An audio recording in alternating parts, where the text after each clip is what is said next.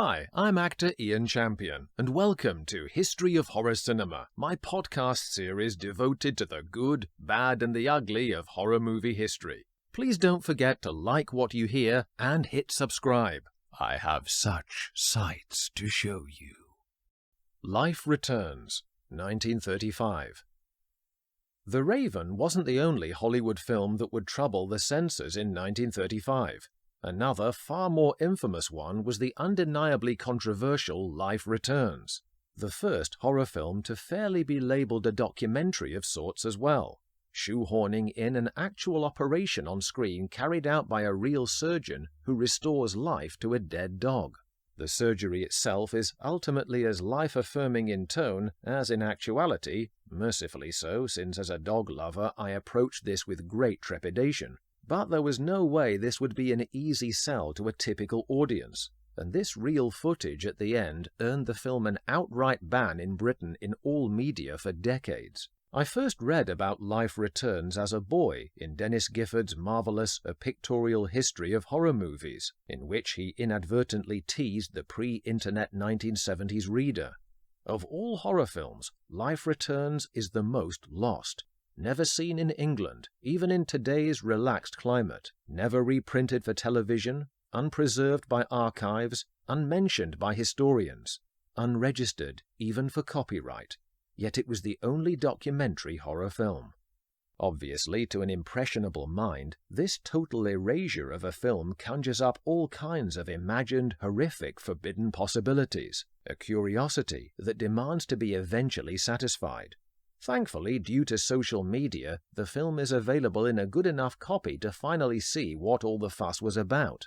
For the most part, as it needed to make money back from a cinema release, the groundbreaking medical footage that Life Returns ends with had to be padded out with dramatic scenes concocted to appear as a legitimate movie. Directed by Eugene Frank, from a script by 5 writers including Mary McCarthy and James P. Hogan, these are competent enough but worthy of little interest, as simply connective tissue between fiction and the real footage. A prologue is at pains to point out the veracity of the stunning operation we will finally see, once the less stellar dramatics have been dispensed with, a signed affidavit by the surgeon himself, Dr. Robert Cornish.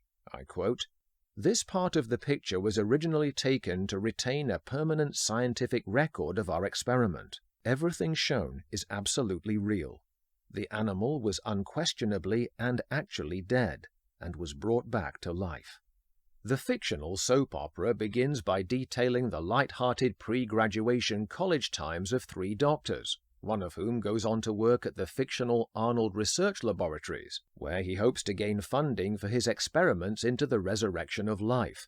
He is Dr. John Kendrick, Onslow Stevens, who does the heavy and heavy-hearted lifting of the film for the most part. He finds his employer, Mr. Arnold, like many in the latter-day pharmaceutical industry, is in the business of seeking commercial reward, not humanitarian breakthroughs. And when shunted over from his noble pursuit to Arnold's, better facial creams, better nail polish, better dandruff cures, the bristling is more from him than the product. "Best brushes on the market! Is that what you want?" he cries in self-loathing to his society beauty wife, Valerie Hobson. She would make another tempestuous match as a scientist's wife that same year, playing Henry's wife Elizabeth in Bride of Frankenstein. Tragically, after Kendrick loses his job, he goes downhill. His wife dies and their son Danny, George P. Breakston, is made a ward of the state, since his wrecked father can no longer support either of them. To make matters worse, Danny's beloved dog Scooter is taken by the dog pound and gassed. Unseen, I hasten to add. The focus of the narrative shifts somewhat as we see the young boy rally a little in being befriended by a dead-end kid-style street gang. Fortunately, this manipulative Chaplin-esque melodrama eventually makes way for the real substance of the film. The actors become witnesses to the spliced-in, genuine surgical wonderment, contrived so as to appear carried out upon Scooter by Dr. Cornish. And what a ghoulishly compelling scene it is. One of his crack team sucks oxygen from a tube, then breathes it mouth to mouth into the unconscious pooch, while the rest labor over various paraphernalia, including an injected resuscitation fluid. verbally assuring the viewer along the way of the dog's gradual safe revival.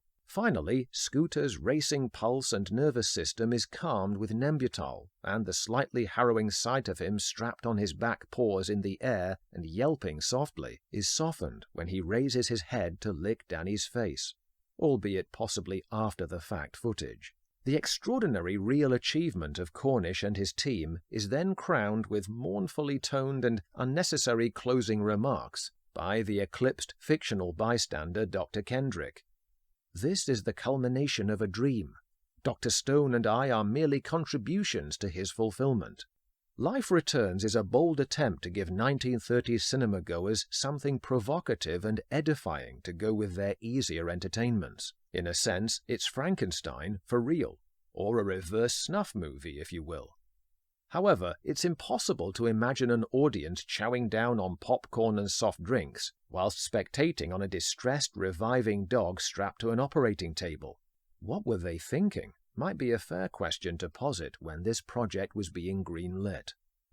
I have to admire Scene Art Pictures for bringing the remarkable science to Joe Public. By watering down the science with fake backstory contrivance, though, they risked obscuring and trivializing the work, as well as showing poor taste in judgment.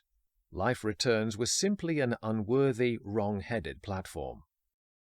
Thanks for listening, and if you like what you've just heard, don't forget to click so, and please hit subscribe. If you build it, they will come.